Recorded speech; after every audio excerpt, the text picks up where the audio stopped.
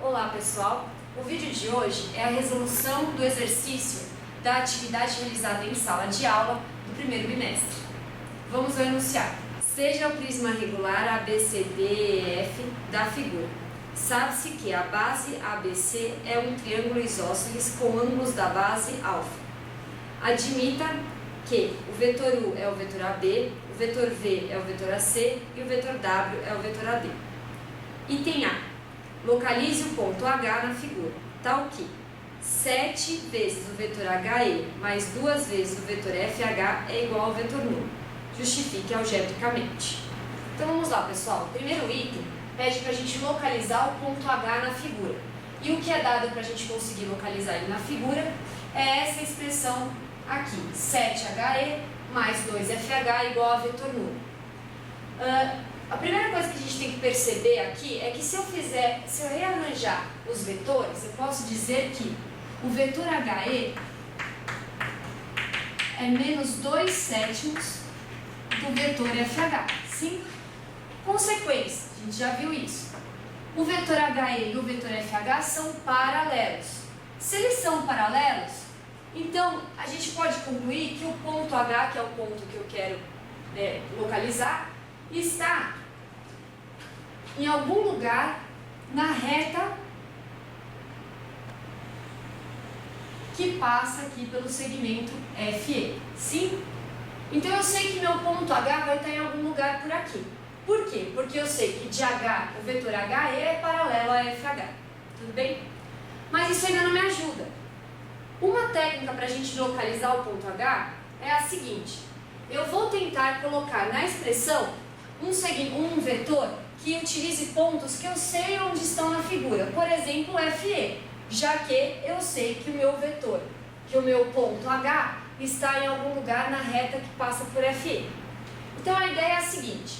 Eu sei exatamente a direção, o tamanho e o sentido do vetor FE.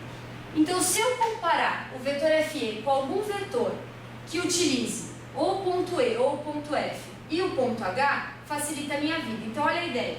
Eu vou pegar o vetor FE e vou falar que ele é FH mais HE. Isso é verdade sempre, independente de onde está o ponto H. Então, eu posso usar essa afirmação. E agora, eu vou utilizar essas duas equações vetoriais para determinar onde está o ponto H, sendo que ele pede no enunciado para justificar algebricamente. Então, é isso que eu vou fazer. Então, olha lá. Se eu sei que HE é menos 2/7 de FH, então eu posso trocar aqui o HE que está aqui embaixo por menos 2/7 de FH. Então, eu vou substituir nessa equação aqui embaixo. Então, fica FE é igual a FH menos 2/7 de FH. Olha lá. Agora, eu consigo fazer essa subtração dessa maneira.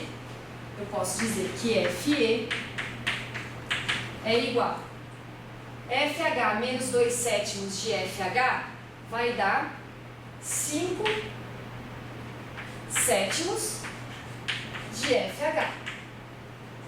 Sim? Então, consequentemente, eu posso dizer que o vetor FH é 7/5 do vetor FE. Pronto, acabei de justificar algebricamente aonde está o ponto H. Por quê? Essa expressão me diz que o vetor FH é 7/5 do vetor FE, sendo que o vetor FE, eu sei exatamente a direção, o tamanho e o sentido dele, porque ele está na figura. Então, vamos lá na figura agora para localizar o ponto H. Então, olha lá.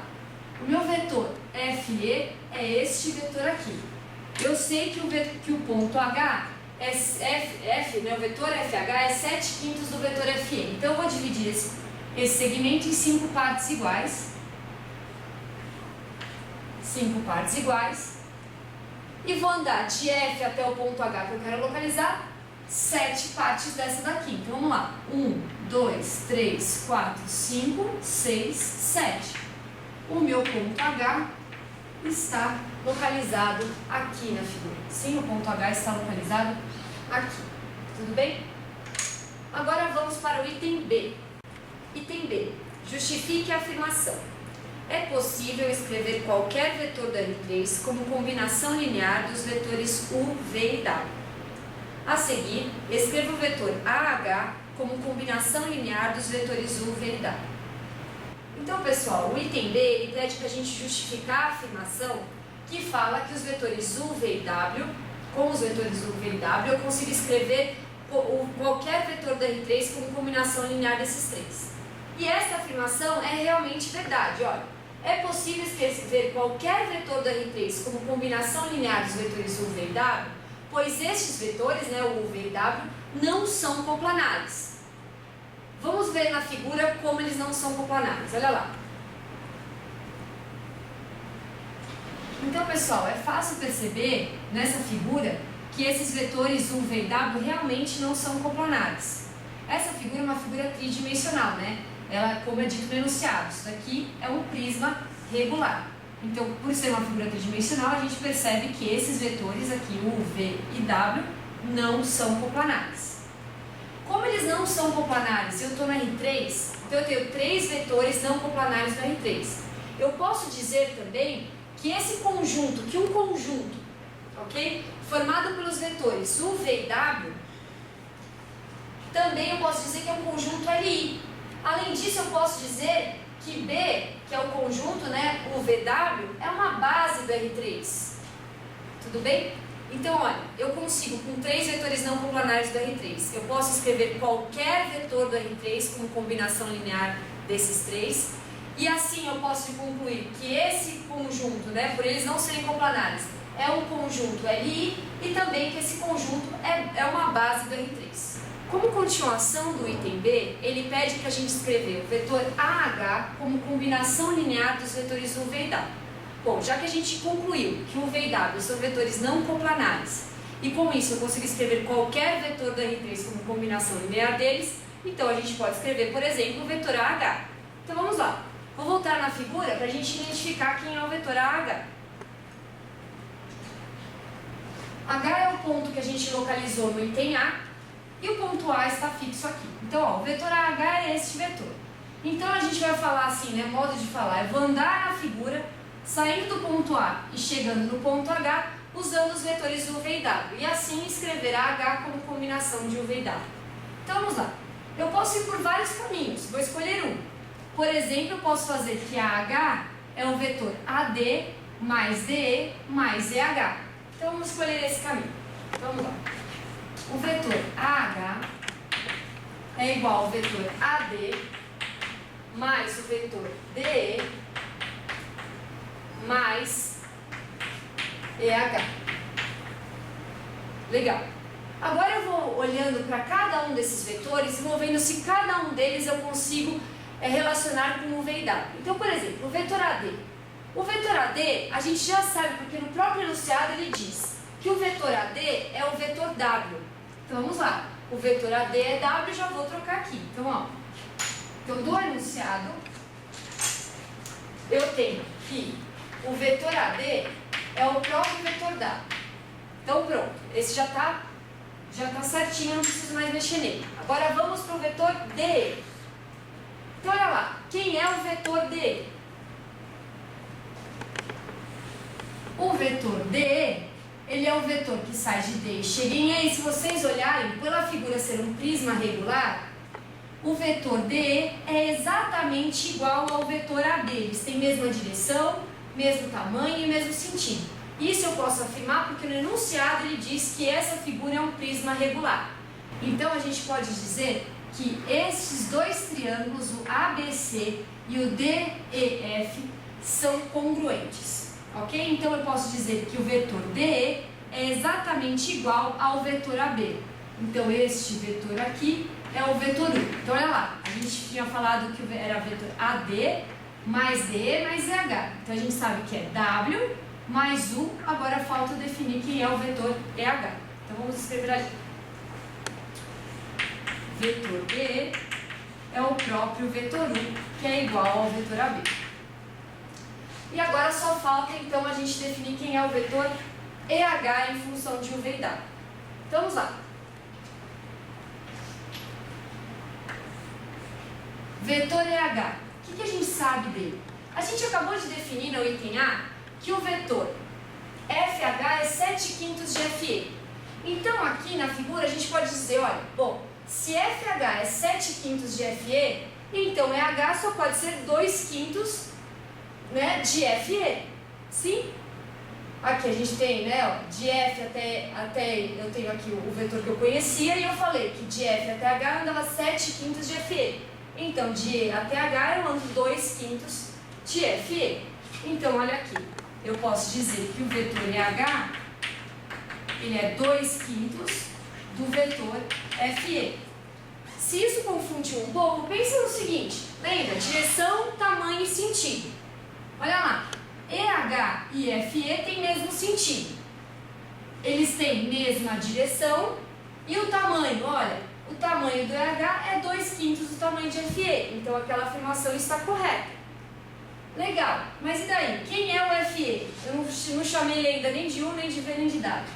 Então vamos ver quem é o FE na figura. Olha, este vetor aqui, a gente já viu que os triângulos são congruentes, então eu posso dizer que este vetor é exatamente igual a este vetor. Então o vetor FE é igual ao vetor CB.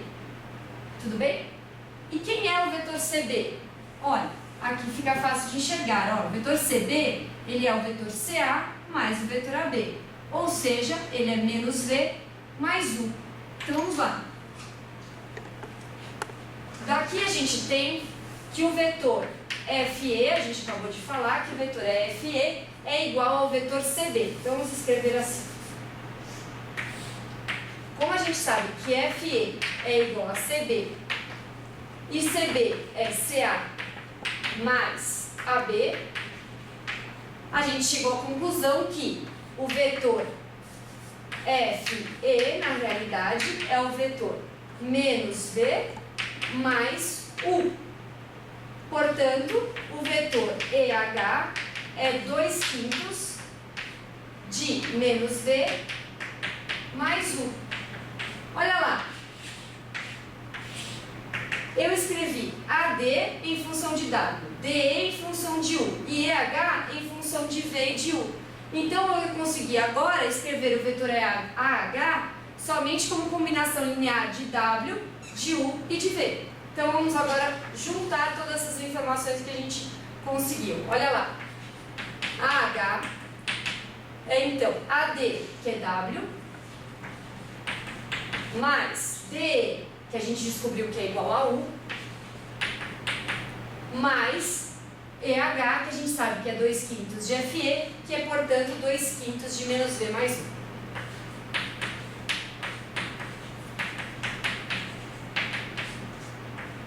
Assim, temos que o vetor H é igual a W menos 2/5 de V mais U mais 2/5 de U, 7/5 do vetor U. Então, o vetor AH, escrito como combinação linear de UV e W, é W menos 2/5 de V mais 7/5 de U. E este é o item B. Item C. Classifique os conjuntos de vetores a seguir em linearmente independentes ou linearmente dependentes. Justifique sua resposta. Vamos lá, pessoal. Então, no item C, ele pede para a gente classificar esses três conjuntos como sendo linearmente dependentes ou linearmente independentes. Vamos ao primeiro conjunto. S1 é composto pelos vetores AB, BC e DF. Neste caso, como a gente tem uma figura tridimensional, a gente vai justificar o fato deles serem LI ou LD olhando para a figura e descobrindo se eles são coplanares ou não coplanares, se eles são paralelos ou não paralelos. Então a gente vai justificar geometricamente. Então, olha lá. O conjunto S1 tem os vetores, ó, AB, BC e DF. Então vamos marcar os vetores que temos aqui. Então, ó, temos o vetor AB, o vetor. Então, AB, BC e DF. DF. Esses três vetores são coplanares ou não coplanares? Então vamos lá. Lembra, vetor eu posso desenhar esse vetor em qualquer lugar, sendo que ele mantendo a mesma direção, o mesmo tamanho, o mesmo sentido. Então a gente sabe que o vetor DF, ele é exatamente igual ao vetor AC. Então olha aqui, esses três vetores são três vetores coplanares, portanto, esse conjunto é um conjunto linearmente dependente, ou seja, LD. Então, é um conjunto LD, pois AB, BC e DF são coplanares, conforme a gente identificou na figura. Segundo conjunto, eu tenho aqui os vetores AB e FE. Lembra, pessoal? Dois vetores só formam um conjunto linearmente dependente se eles forem paralelos, né? Eu estou aqui no R3, então dois vetores só vão formar um conjunto LD se eles forem paralelos. Se eles não forem paralelos, o conjunto é LI. Então é fácil verificar aqui, olha. O vetor AB e o vetor FE são paralelos? Não, porque o vetor FE ele é igual ao vetor CB. E esses dois vetores não têm a mesma direção. Como eles não têm a mesma direção, eles não são paralelos. Então esse conjunto é um conjunto LI, pois AB não é paralelo ao vetor FE. Último conjunto, S3. Ele pede para a gente identificar se esse conjunto é LI ou LD e ele é composto pelos vetores AD, BC e DF. Então vamos lá na figura para olhar quem são esses vetores. Então olha lá. Vou desenhar agora de laranja, tá bom? Então olha lá, o vetor AD. O vetor AD é este vetor aqui. O vetor BC, este aqui. E o vetor DF, este vetor aqui. Olha lá, AD, DF e BC são vetores não coplanares, portanto, o conjunto é LI. Para eu ter um conjunto linearmente independente no R3, basta eu perceber que esses três vetores não são coplanares, tudo bem? Então, no R3, três vetores formam um conjunto LI, pois eles não são coplanares.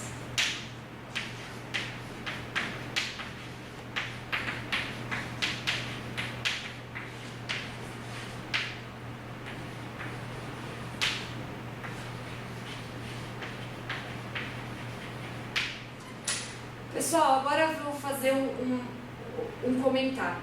Vocês têm que tomar cuidado com as justificativas que vocês dão. Sejam claros na justificativa, para que seja possível nós entendermos exatamente o que vocês estão pensando. Então vamos deixar claro. Então, ó, tá vendo? Eu não precisei escrever muita coisa, mas eu consegui identificar na minha justificativa exatamente por que eu decidi que o conjunto aqui é LD, por exemplo. Basta eu olhar na figura e vi que esses vetores são coplanares. Então sejam objetivos e claros na hora da justificativa. Item D. Escreva as coordenadas do vetor AH na base B, composta pelos vetores U, V e W. Então no item D, ele quer que eu escreva as coordenadas do vetor AH na base B. Então olha lá. Eu tinha no item B que o AH era W menos 2/5 de V mais 7/5 de U. Então, escrever AH na base B é escrever as coordenadas do vetor AH na base B. Então, agora a gente tem que tomar cuidado com a ordem, tá? Então, eu sei, olha, que o AH é 1W menos 2/5 de V mais 7/5 de U. Então, como é que eu vou colocar as coordenadas aqui? Vou olhar para a ordem que os vetores aparecem na base. Então, o primeiro vetor é o 1. Então, eu vou colocar o primeiro número aqui, vai ser aquele que multiplica o 1, que é 7/5. A segunda coordenada vai ser relativa ao vértice V, ao vetor V, ao vetor V, que é menos 2/5. Então, olha lá, é o número que multiplica o vetor V. E a última coordenada, que é o W, a última coordenada é o número que multiplica o vetor W. Então aqui ó, é o número 1. Então aqui é 1. Então olha lá, o vetor H na base B, que é composto pelos vetores U, V e W nesta ordem, é dessa maneira: 7 quintos, menos 2 quintos e 1. Item E. Determine as coordenadas do ponto B, que é igual a 2 e 2, sendo A maior que 0. Lembre-se que o triângulo ABC é isósceles de base BC. Então, no item E, qual é o objetivo? É o determinar as coordenadas do ponto B. Na realidade, é determinar o valor de A, né? Porque a gente já sabe que o ponto B tem coordenadas A, 2 e 2. Para isso, antes de dar o enunciado do item E, o exercício nos deu as coordenadas do ponto A, que é 1, 0, 1, e do ponto C, que é menos 1, 1 e 3. Então, olha agora. E ele fala para a gente lembrar que o triângulo é isósceles. Então, vamos lembrar o que é um triângulo isósceles, né? Um triângulo isósceles quer dizer que ele tem dois lados iguais. E quem são esses lados? Conforme a figura, esse e esse. Então, como é que eu vou descobrir as coordenadas do ponto B? Eu posso ir pela norma. Por exemplo, eu posso afirmar, pelo fato do triângulo ser isósceles, de base BC, eu posso afirmar que a norma do vetor AC é igual à norma do vetor AB. Então é isso que eu vou fazer. Pelo triângulo ser isósceles, a norma do vetor AB é igual à norma do vetor AC. Então olha daqui. Ah, mas quem são as coordenadas do vetor AB? Daqui a pouco a gente vê. Mas olha, eu tenho as coordenadas do ponto A, eu tenho as coordenadas do ponto C, e do ponto B só falta o A, ou seja, eu tenho uma equação e uma incógnita. Então dá pra gente achar. Então, antes de eu usar essa afirmação, eu vou descobrir as coordenadas do vetor AB apenas em função do A e do vetor AC. Então vamos lá. Para determinar as coordenadas do vetor AB, eu tenho os pontos B e A. Então eu sei lá pela notação de Grassmann que o vetor AB tem coordenadas do ponto B menos as coordenadas do ponto A.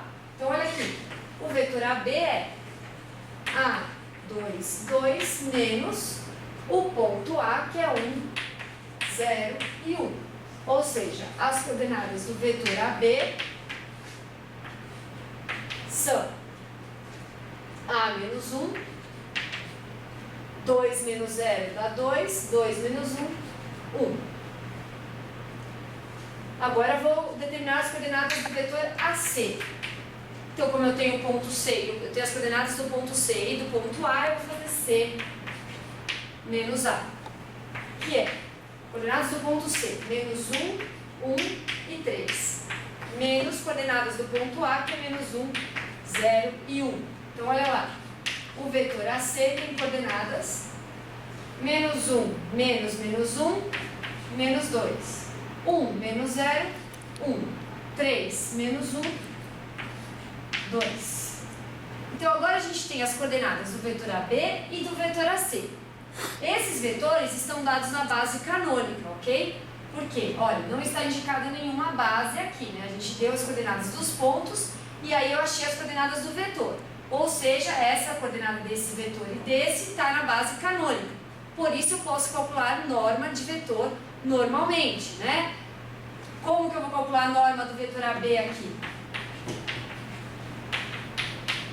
Fazendo raiz quadrada da soma das coordenadas ao quadrado. Fica 2 ao quadrado mais 1 ao quadrado. E a norma do vetor AC, como é que eu calculo? Da mesma maneira. Vai ser a raiz quadrada de menos 2 ao quadrado mais 1 ao quadrado mais 2 ao quadrado. Tudo bem? Mas isso eu só pude calcular as normas desse jeito porque meus vetores estão na base canônica do R3. Então vamos lá. Então aqui está calculada a norma do vetor AB, que é igual a raiz quadrada de A menos 1 ao quadrado mais 5. E a norma do vetor AC é raiz de 9, que a gente sabe que é 3, mas eu não vou tirar a raiz, porque na verdade eu vou igualar as duas normas, né? Eu sei que do enunciado para o triângulo ser isósceles, a norma do vetor AB é igual à norma do vetor AC. Então, igualando as duas normas, né, e usando as propriedades que eu posso usar, eu chego à conclusão que eu tenho duas opções, né, dois resultados possíveis para o A. A primeira resposta seria A igual a 3 e a segunda A igual a menos 1. Então eu tenho duas possibilidades, porém, no enunciado me diz que A tem que ser maior do que 0. Portanto, a conclusão que eu chego é que o Azinho que eu estou procurando vale 3. Ou seja, as coordenadas do ponto B vão ser 3, 2 e 2. Ok? Item F. Calcule a área do triângulo ABC. O item F pede para vocês calcularem a área do triângulo ABC. Tá? Então vamos ver as informações que a gente tem desse triângulo. A gente sabe que ele é isósceles e a gente sabe as coordenadas dos pontos A, B e C. Então você tem as coordenadas dos 3 pontos. A ideia aqui é calcular a área. Então a gente sabe que a área de triângulo não é base, então esse tamanho, base, vezes altura, dividido por 2. Então é isso que eu vou pensar.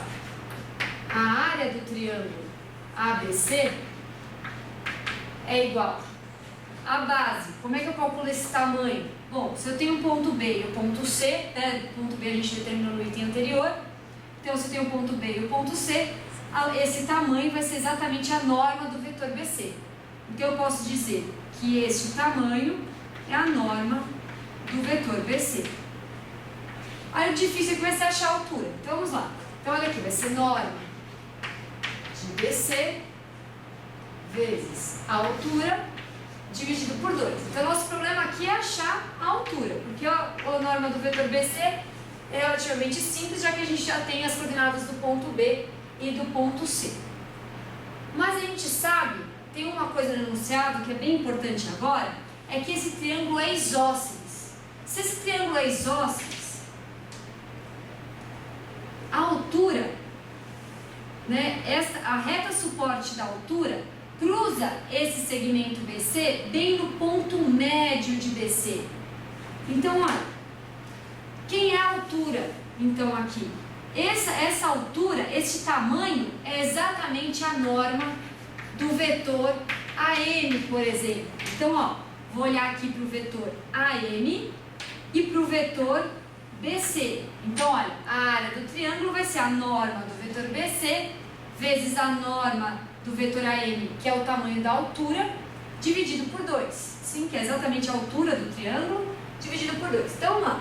Então, vamos procurar a norma do vetor AM. Para isso, a gente precisa saber quem é o vetor AM.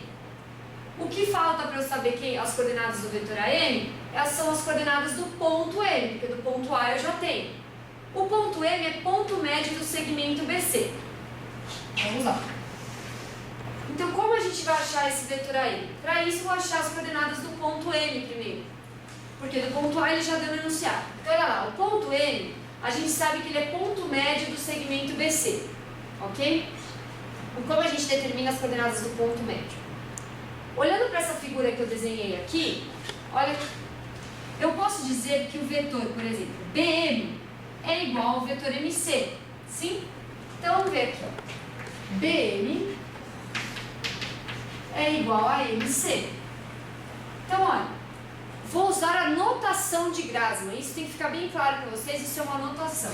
Então, isso aqui vai ficar BM é M menos B e MC é C menos M. Tudo bem?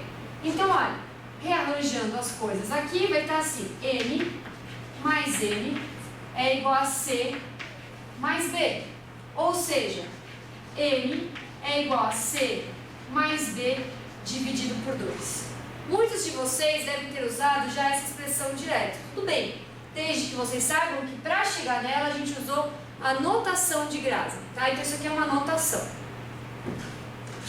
Então agora a gente sabe que o ponto M vai ser o ponto C, que tem coordenadas menos 1, 1 e 3, mais o ponto B, que tem coordenadas 3, 2 e 2, dividido por 2. Então, o ponto M vai ser menos 1 mais 3, vai ficar 2 sobre 2, vai dar 1, sim? Que vai ficar menos 1 mais 3 sobre 2, 2.